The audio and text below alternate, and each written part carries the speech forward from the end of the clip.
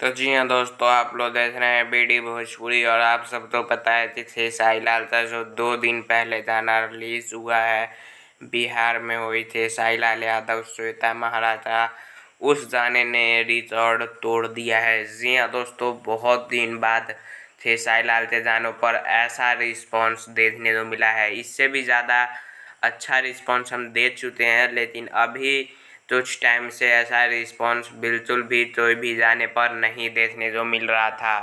और ये बताता है कि आप लोग कितना ज़्यादा इंतज़ार कर रहे थे खेसारी लाल के नए गाने का।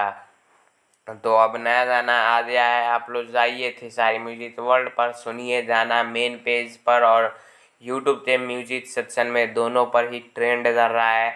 और आप लोग बता दो कि खेसारी लाल यादव के साथ में शिल्पी राज जी ने गाया है और बहुत ही ज़बरदस्त गाना है। जी हाँ दोस्तों, बिहार में हुई lyrics, music, dance, Khesari Lal का लुत्फ सब इसमें आपको A1 वीडियो क्वालिटी देखने को मिलेगा।